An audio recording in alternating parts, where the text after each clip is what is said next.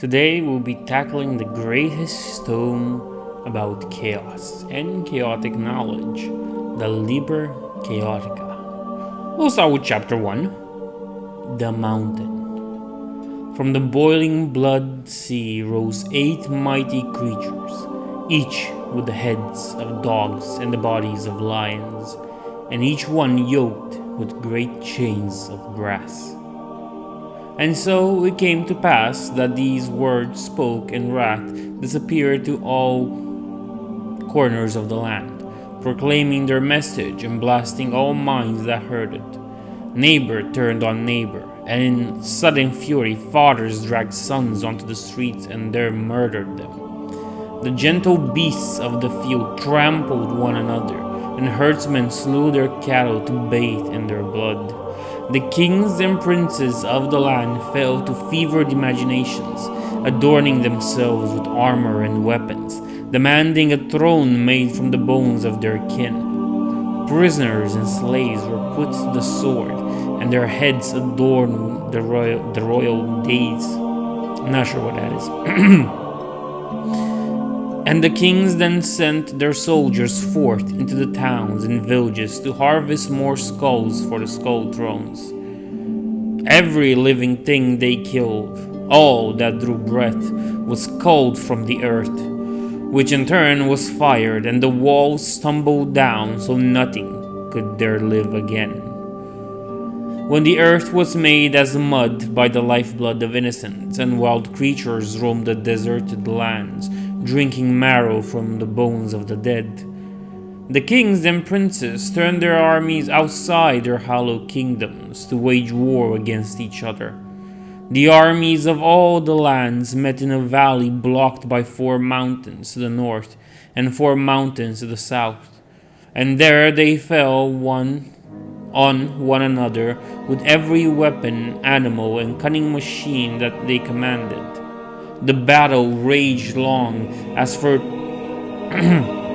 fortune waxed and waned from one army to the next. For 8 days and 7 nights the warriors of the land pushed on and heaved and stabbed and slew.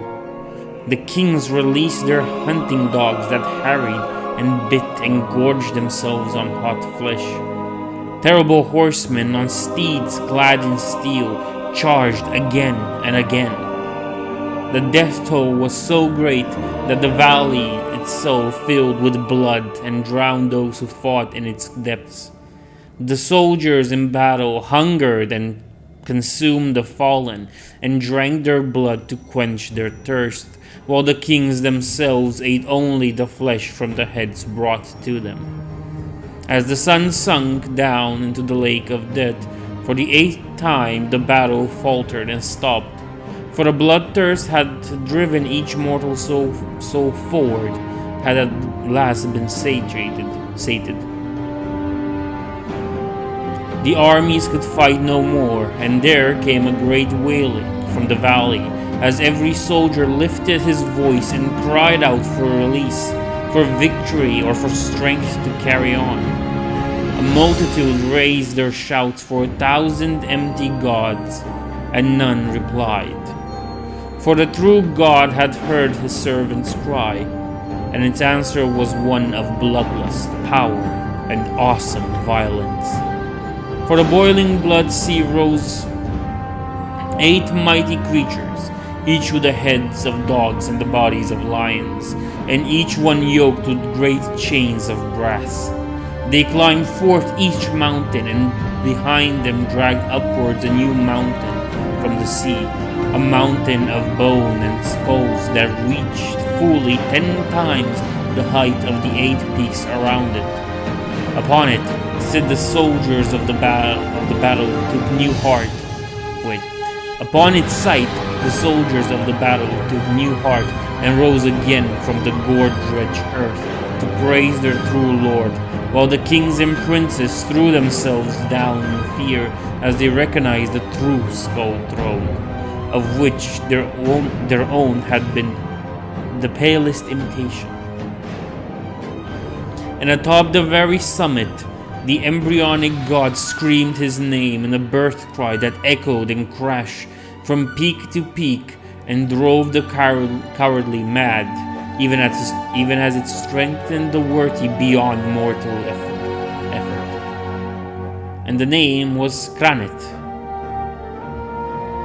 Really, Kranet? Our blood god Korn.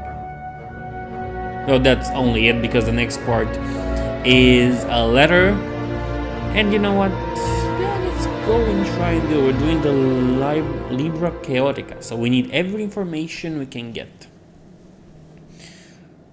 On the herring, I loomed a symbol. But how do they even die? Okay, let's go on. Martiality, a stainless peasant to the mad. What? I'm sorry, this part of the Liber Chaotica is written in a weird text. And I can't. Before whom the... You know what, we're just gonna leave it here and continue with the Marauders later on.